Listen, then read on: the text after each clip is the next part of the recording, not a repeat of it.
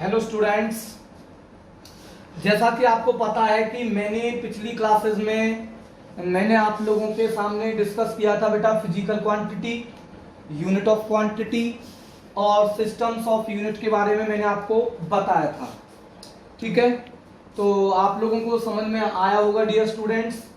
तो dear students, आज का जो हमारा जो टॉपिक है वो है हमारा फ्रेम ऑफ रेफरेंस और मोशन इन डायमेंशनल। ठीक है डियर, तो सबसे पहले हम स्टार्ट करते हैं फ्रेम ऑफ रेफरेंस के साथ में। तो डियर स्टूडेंट्स, जैसा कि आप लोगों को पता है कि हमारा कोई भी जो ऑब्जेक्ट है इस यूनिवर्स के अंदर वो मे बी स्टेशनरी भी हो सकता है और मे बी उसी कंडीशन पर वो ऑब्जेक्ट हमारा मोशन में भी हो सकता है। इसके लिए मैंने आप लोगों को एक बहुत अच्छा एक एग्जांपल बताया था कि मान लो अगर हम ट्रेन के अंदर मूव कर रहे हैं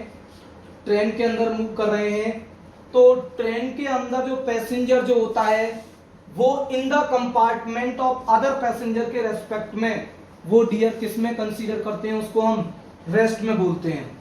ठीक है डियर स्टूडेंट्स, क्योंकि जो पैसेंजर जो है इनसाइड जो पैसेंजर है और अदर पैसेंजर के रेस्पेक्ट में उनके बीच की जो लेंथ जो होती है, उनके बीच का जो पाथ जो लेंथ जो होती है, हम कह सकते हैं उनके बीच की जो डिस्टेंस जो होती है वो फिक्स होती है, वो कभी चेंज नहीं होती। तो हम ये कह देते हैं कि इनसाइड द ट्रेन जो पर्सन जो है, जो पैसेंजर है, वो किस में है, रेस्ट में है, with respect to passenger in the compartment.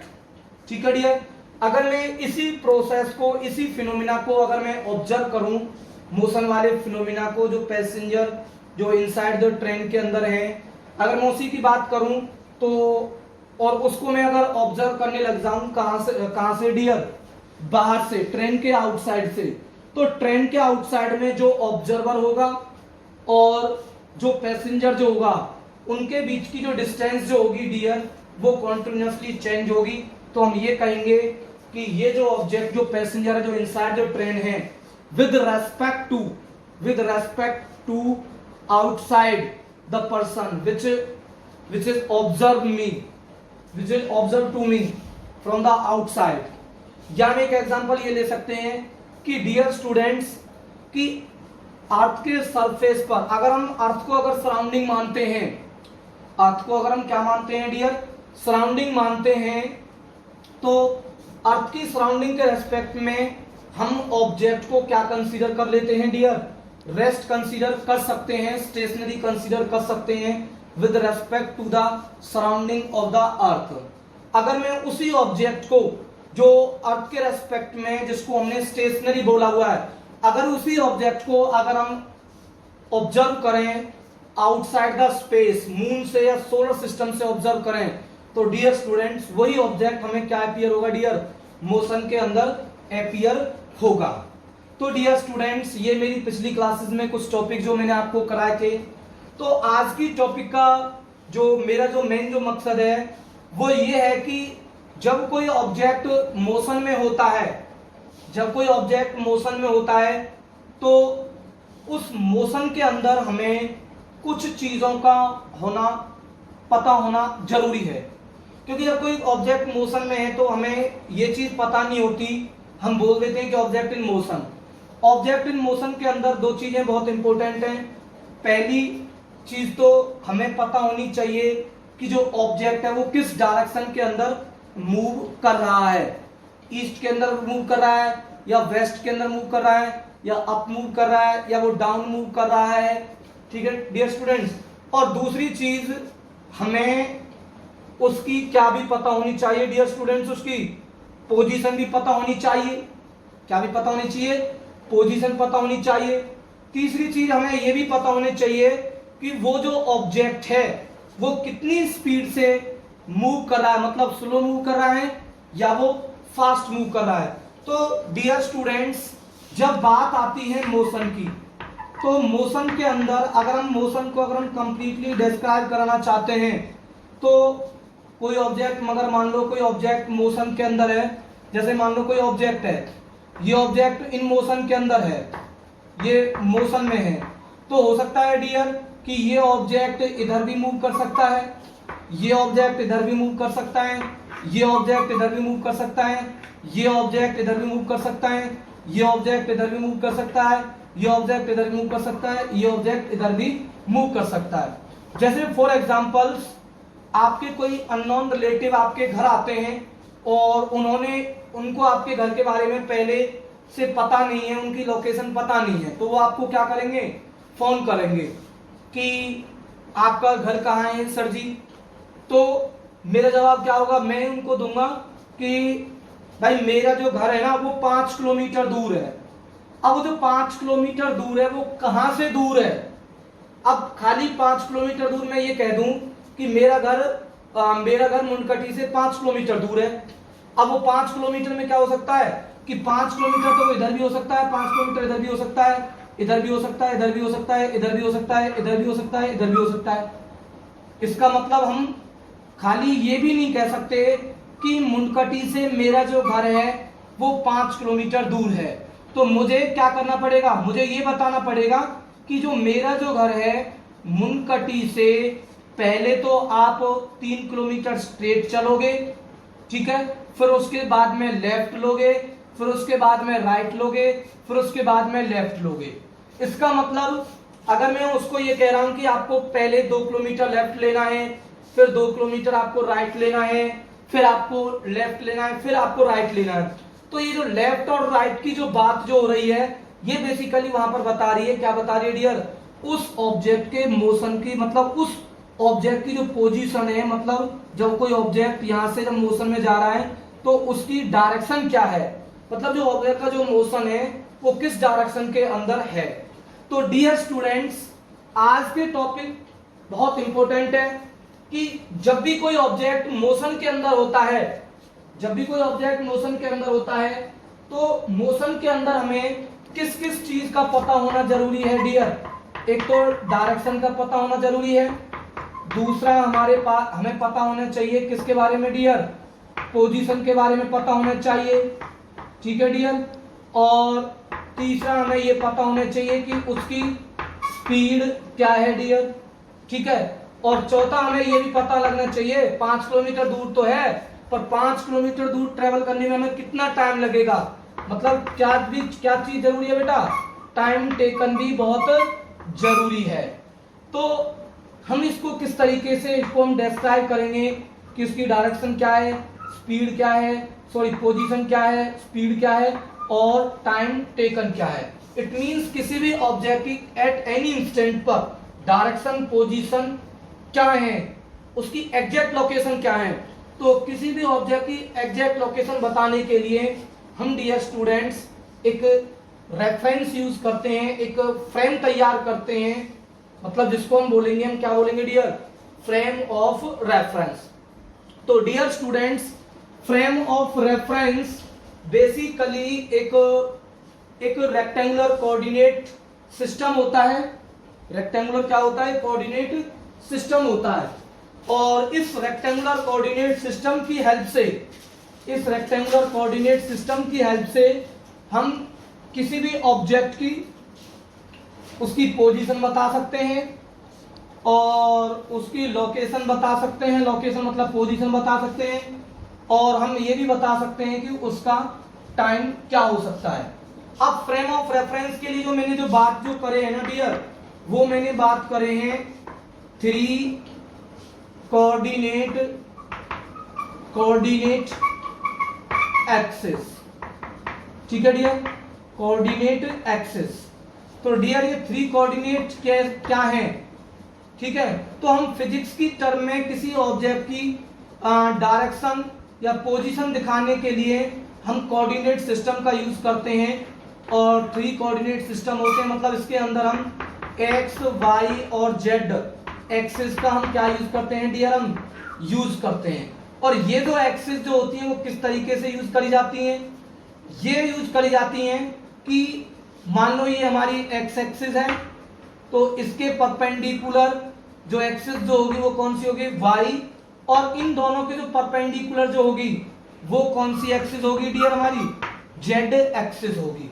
तो ये एक हमारा कोऑर्डिनेट सिस्टम होता है।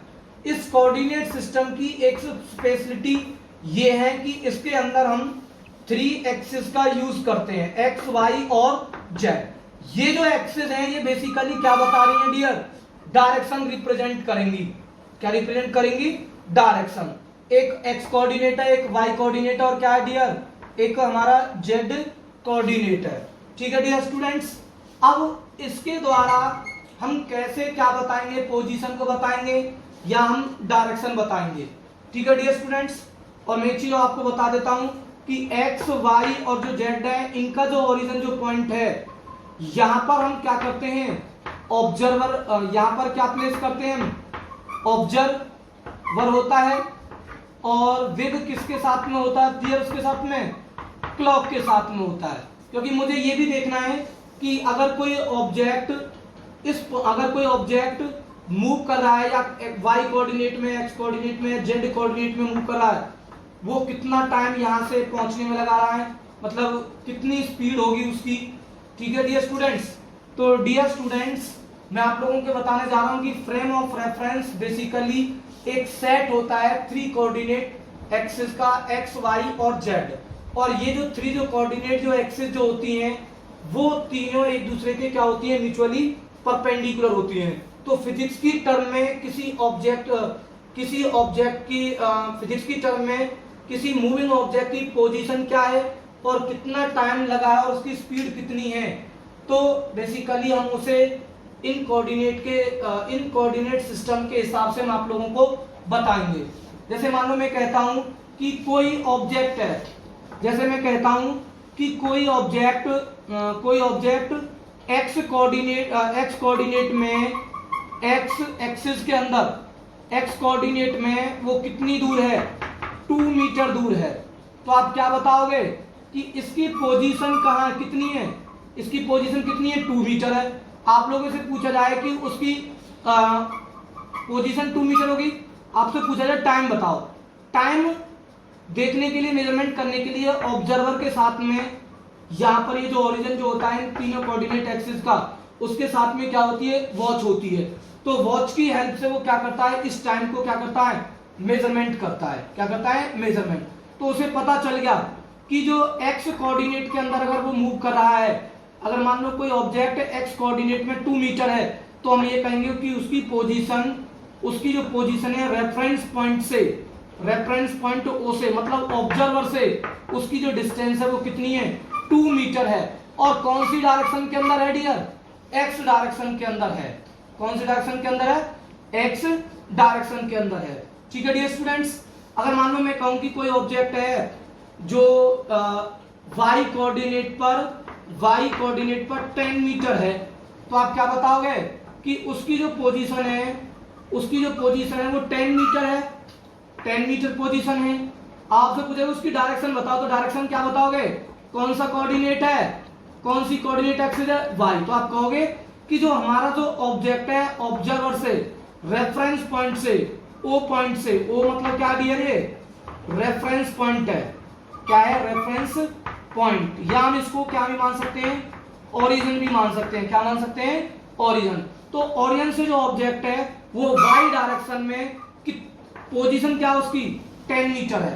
तो मैं इसका टाइम भी निकाल सकता हूं। मान लो टाइम लगा उसको, कितने सेकंड लगा, 2 सेकंड लगा। आपसे कहा जाए कि स्पीड बताओ, तो स्पीड इज इक्वल टू क्या होगा डियर, डिस्टेंस कितनी है उसकी, 10 मीटर है, अपॉन में 10 मीटर है, 10 मीटर अपॉन में टाइम कितना है, 2 सेकंड।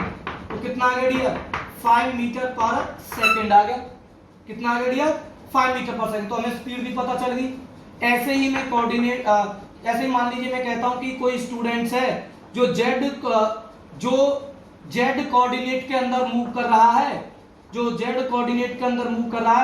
और जेड कोऑर्डिनेट में उसकी जो पोजीशन है वो कितनी डिस्प्लेसमेंट पर है, कितनी डिस्टेंस पर है डियर, जेड कोऑर्डिनेट में मैं कहता हूं कि वो 30 मीटर है। अब वो कितना टाइम लगा यहां से, ओरिजिन से यहां पहुंचने में, वो ऑब्जर्वर क्या करेगा, क्लॉक की हेल्प से क्या कर लेगा, उसका टाइम नोट कर लेगा। मान लीजिए उसको टाइम लगा कितने सेकंड, 10 सेकंड लगा। तो आप उसको बताओ उसकी स्पीड क्या होगी। तो स्पीड इज इक्वल टू क्या हो जाएगा डियर, डिस्टेंस अपॉन में टाइम। डिस्टेंस कितनी है, 30 मीटर। अपॉन में टाइम कितना है 10 सेकेंड, तो कितना आ गया डियर 3 मीटर पर सेकेंड। तो ये जो 3 मीटर जो पर सेकेंड है, इसकी क्या निकल गई, स्पीड निकल गई। बट जो स्पीड जो है ना वो कौन सी डायरेक्शन के अंदर है डियर, जेड कंपोनेंट के अंदर, जेड कोऑर्डिनेट के अंदर है।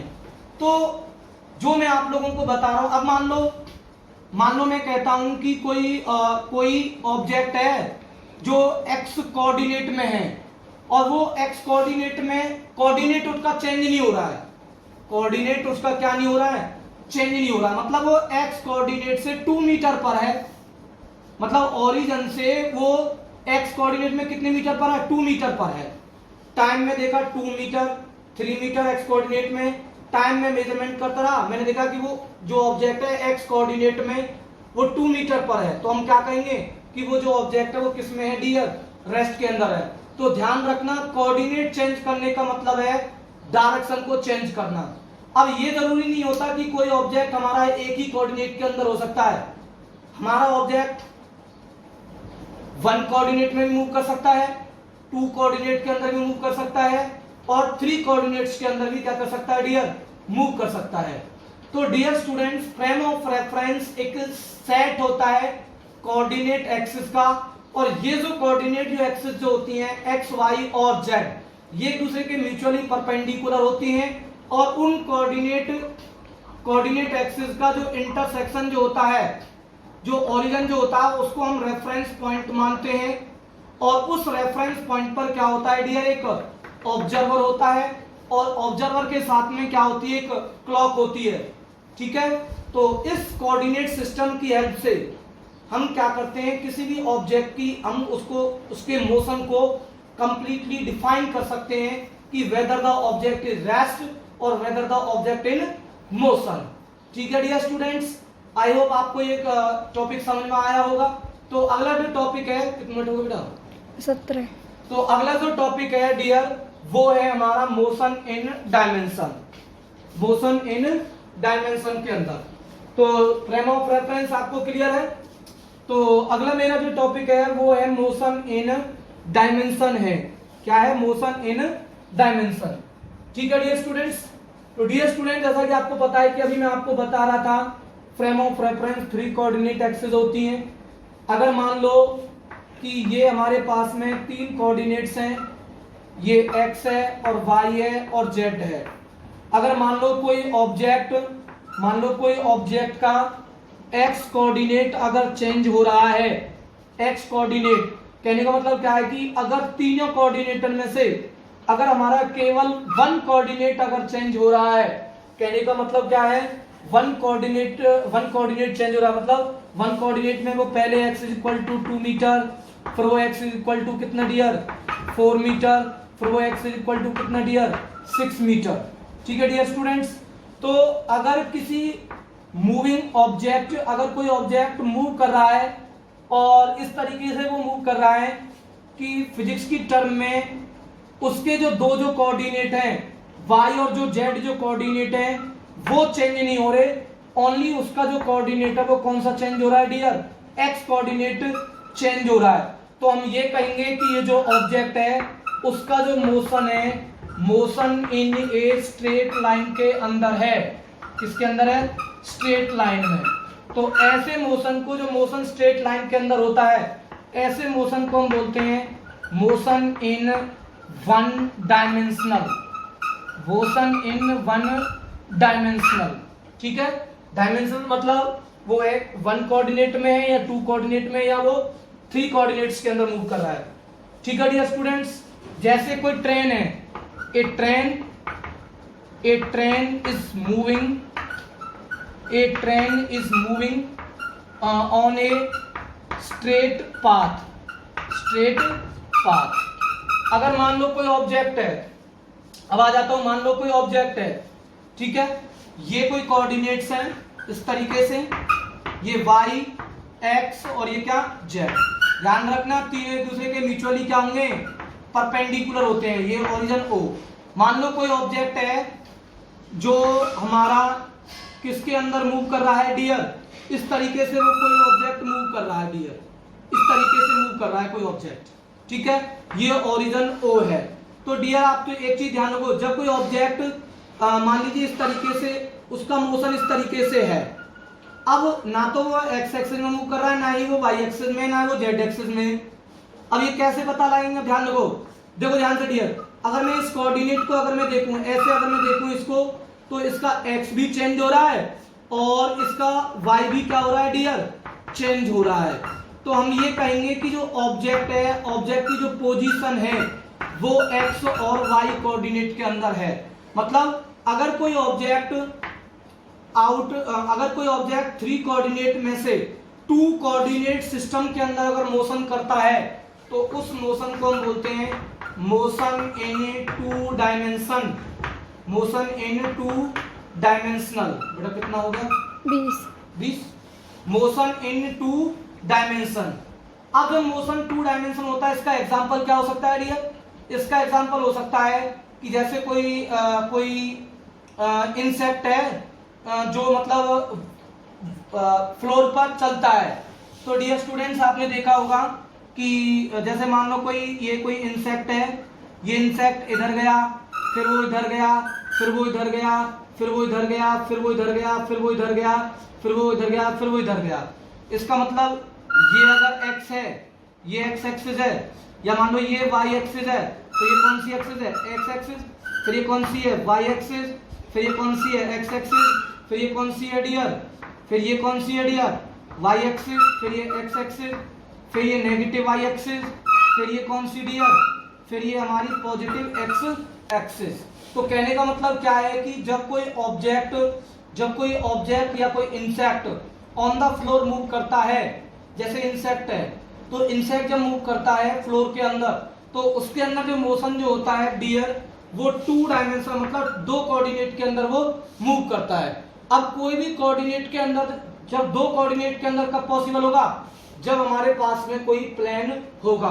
अगर मान लो x कोऑर्डिनेट के अंदर मूव करता, तो x कोऑर्डिनेट तो केवल हमारा किसमें हो जाता है, एक स्ट्रेट लाइन में भी हो जाता, तो हमें कोई प्लेन की जरूरत नहीं पड़ती। अगर मुझे 2 डायमेंशनल मोशन की बात करनी है, तो ऑब्जेक्ट हमारा इधर भी जाएगा, इधर भी जाएगा, इधर भी जाएगा, इधर भी जाएगा, हो सकता है वो फिर इधर भी चला जाए, फिर वो इधर भी चला जाए, फिर वो इधर भी चला जाए। तो जो मोशन जो हो रहा है डियर, ऑन द प्लेन हो रहा है, एक खाली एक किस पर नहीं हो सकता, एक लाइन पर नहीं हो सकता, ठीक है। अगर लाइन पर होता तो वो एक ही कोऑर्डिनेट का होता और वो 1 डायमेंशनल मोशन होता। तो यहाँ तो वो इधर भी जा रहा है, फिर इधर भी जा रहा है, इसका मतलब हमें एक प्लेन की जरूरत पड़ेगी अगर हम मोशन किसके अंदर कर रहे हैं, 2 डायमेंशनल के अंदर कर रहे हैं। तो a insect moving on the wall या floor is the example of motion in 2 dimensional. एक हमारे पास में मोशन 3 डायमेंशनल के अंदर भी होता है। 3 डायमेंशनल जो मोशन है उसमें जो ऑब्जेक्ट जो मूव करेगा वो x कोऑर्डिनेट में मूव करेगा, y कोऑर्डिनेट में मूव करेगा और z कोऑर्डिनेट में मूव करेगा। अरे सर ये कैसे हो सकता है कि अगर मान लो कोई इंसेक्ट है वो वॉल पर चलता हुआ किस में आ जाए डियर, एयर के अंदर आ जाए। तो कहने का मतलब क्या है कि वो पहले किस में था, मान लो वो पहले था x में था, x एक्सिस के अंदर मूव कर रहा था, फिर वो कौन सी एक्सिस में आ गया, y एक्सिस में, इधर डायरेक्शन में आ गया। अब मान लो वो एयर के अंदर आए, तो एयर के अंदर मतलब इधर की तरफ आएगा, तो इधर इन दोनों पर जो परपेंडिकुलर जो होगा, इधर जो परपेंडिकुलर जो होगा वो कौन सी एक्सिस होती है डियर, z एक्सिस होती है। तो कहने का मतलब क्या है कि कोई इंसेक्ट मान लो पहले इधर गया, फिर वो इधर गया, फिर वो इधर आ गया, तो मतलब कहने का मतलब x एक्सिस, या मैं कह सकता हूं ये y एक्सिस में, फिर x एक्सिस में, फिर वो इधर आ गया। तो मतलब कहने का मतलब प्लेन तो उसने चेंज कर लिया ना। तो प्लेन हमारा 2 डायमेंशनल था, अभी मैंने पढ़ा था। तो स्पेस की बात हो रही है, पहले x में, फिर वो y में, फिर वो किस में आ गया, फ्लाई कर गया, मतलब वो एयर के अंदर, मतलब उसने अपने कोऑर्डिनेट को क्या कर लिया, चेंज कर लिया, फिर वो इधर गया, ठीक है। मतलब इस तरीके से मोशन होता है जिसमें 3 कोऑर्डिनेट सिस्टम होते हैं। तो उस मोशन को हम बोलते हैं motion in 3 dimensional, motion in 3 dimensional. तो ध्यान रखना, जैसे एयर के पार्टिकल्स मूव करते हैं, या कोई हमारी जो पतंग जो काइट को हम फ्लाई करते हैं, तो उसके अंदर जो मोशन है वो भी कैसा मोशन है डियर, 3 डायमेंशनल मोशन है। डायमेंशनल का मतलब है कोऑर्डिनेट्स, कोऑर्डिनेट्स मतलब x कोऑर्डिनेट के अंदर है, या y कोऑर्डिनेट के अंदर है, या z कोऑर्डिनेट्स के अंदर है, ठीक है डियर स्टूडेंट्स। तो याद रखना, जैसे मैंने ये बताया कि ये x, ये y और ये क्या z। मान लो कोई ऑब्जेक्ट मूव कर रहा है और किसके अंदर मूव कर रहा है, तीनों एक्सिस के अंदर मूव कर रहा है, तो इसकी जो पोजीशन जो होगी वो x, y और z कोऑर्डिनेट्स के अंदर होगी। अगर वो x और y के अंदर ही मूव कर रहा है तो उसकी जो पोजीशन जो होगी वो ओनली कौन से कोऑर्डिनेट में होगी, x और किसके अंदर होगी, y के अंदर। ये 2 डायमेंशनल, ये 3 डायमेंशनल। अगर वो स्ट्रेट लाइन में मूव कर रहा है तो पोजीशन इन x डायरेक्शन के अंदर होगी, तो वो डायमेंशन जो होगा वो कौन सा डायमेंशन का होगा, 1 डायमेंशनल। तो motion in a straight line 1 dimensional, motion in a plane 2 dimensional, motion in space, motion in 3 dimensional. I think आपको समझ में आया होगा डियर स्टूडेंट्स।